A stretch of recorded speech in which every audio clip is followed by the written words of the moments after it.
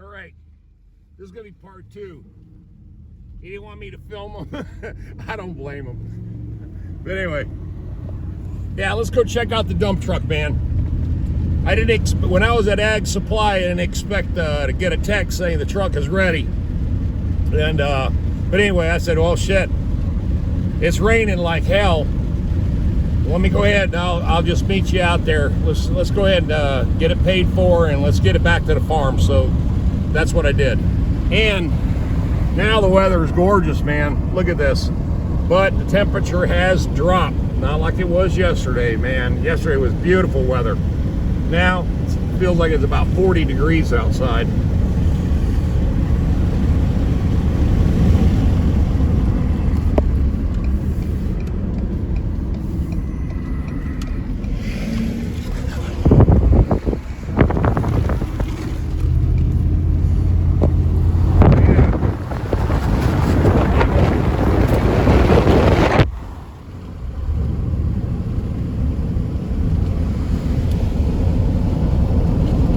Boy, it rained good. And Wednesday, we're going to get a bunch more. Woohoo!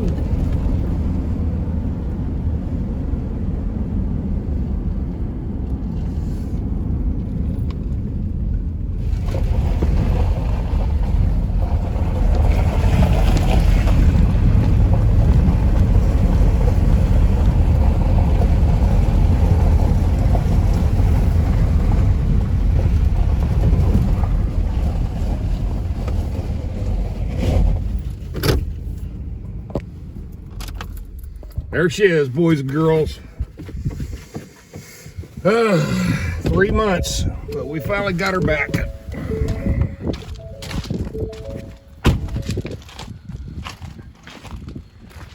All right, so what I had him do was this.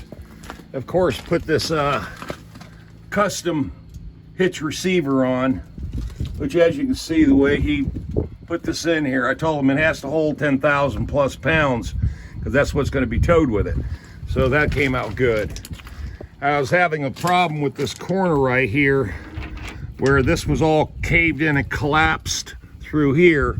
So you can see the beadwork to get it to where this pin will fit inside this slot here when it's closing. Now, bear with me. I'm gonna have to use one hand to get up here, but all right, angle iron in the corners to support the bed walls against the floor. And there's a bunch of little things I've got to do still.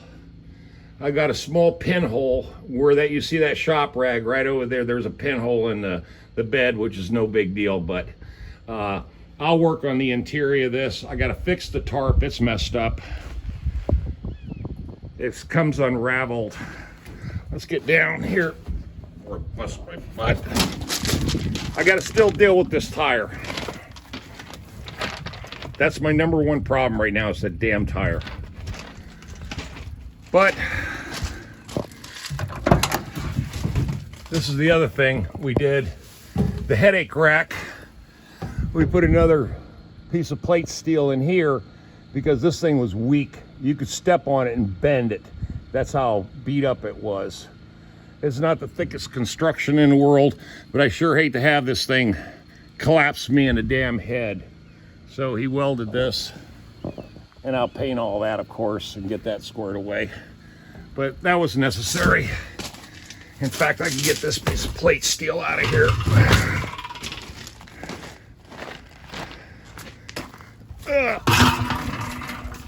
All right. Now, there's a bunch of other little things that need to be fixed on it.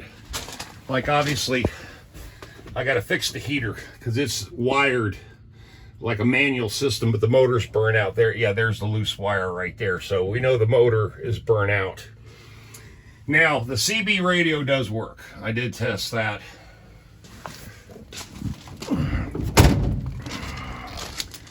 It's technically street legal. Let's open this one more time. See if I can get it open. Yeah, there we go. New heavy duty battery. Of course,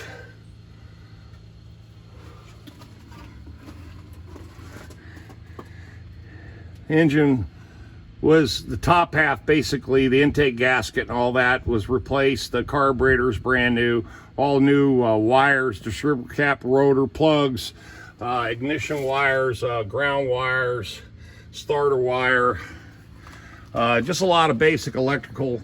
We got the air out of the brake system finally. We did put 2 brand new brake lines in the front. It was still weak. He finally got that solved and that problem fixed, so that's good. Now it's up to me really just to do some basic body work to it, but mechanically it runs good, really good. So I'm really happy about that, and hopefully it'll be a good truck. Now the one thing that I went ahead and got, and I think they're going to be the right size too, but let's test it out real quick. I got mud flaps.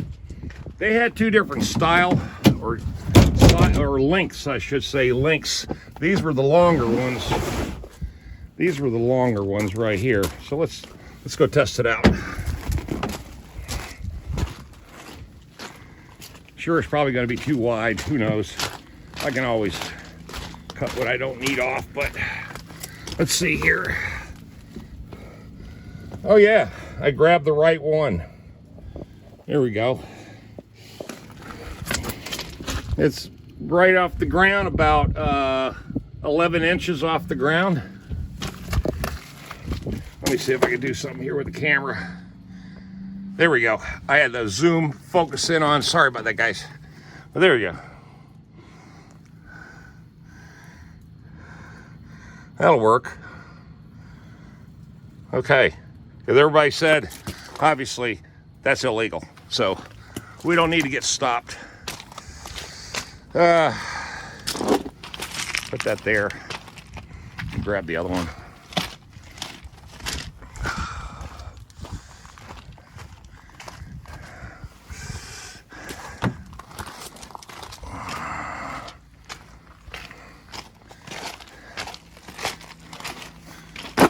Good deal. 77 F-600.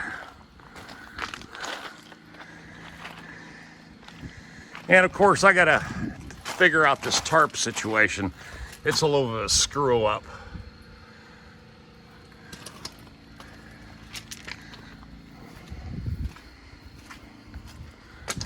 Now, I got a phone call from Washington State. And the gentleman has bought a used T340 and he can't find parts for it. So I told him I've got the whole machine restored right there. So you guys that just called me, you watched my YouTube channel and you just bought all that old equipment and you need parts, there's an entire machine. All right, there we go. What I gotta do now, I gotta get this trailer out of here, park it over there, but I'm gonna use my tractor to do that instead of using my truck, because the truck's just too long. Get the tractor to move it real quick.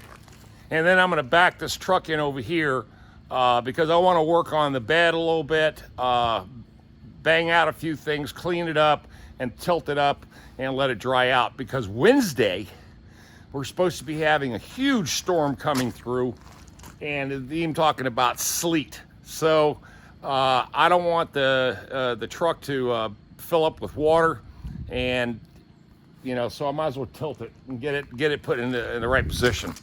Okay, enough.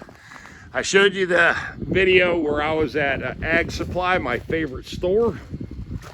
I got the call right at 11 o'clock. Saying my truck is ready.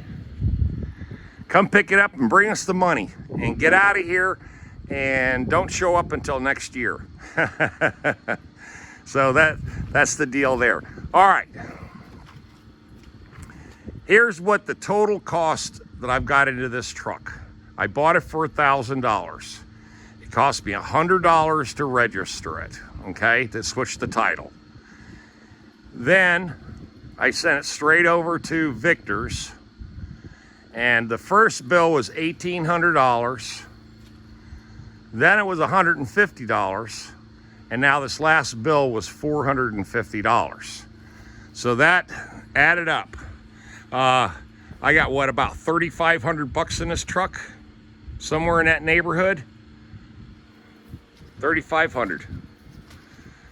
And I got to still deal with the tire on the outside, put the mud flaps on, and I can put my inspection sticker on the window, go ahead and get insurance on it, and it's ready to go on the road. Now, of course, I'm going to test it out and make sure that it's going to become a daily driver, because that's obviously the most important thing, is safety, safety, safety. And if I feel comfortable that every day I can grab this truck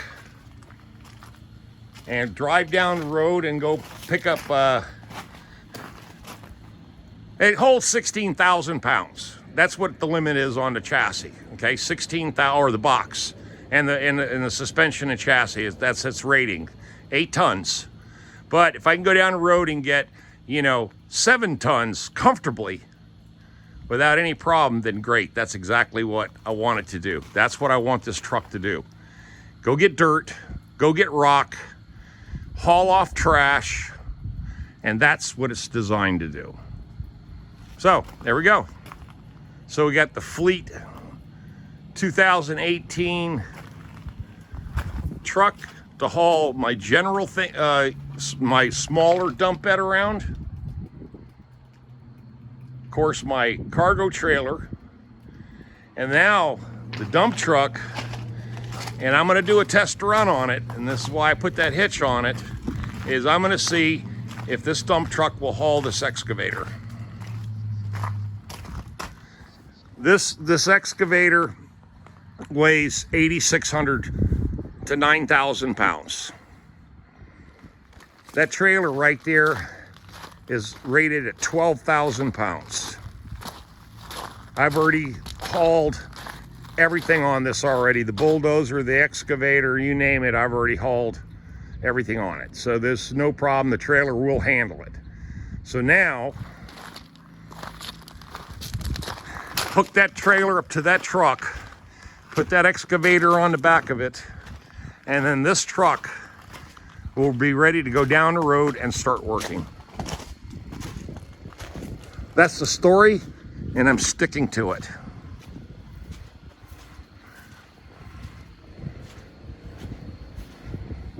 All right, boys and girls, leave those comments. Let me know what you think. All right, Tom out of here.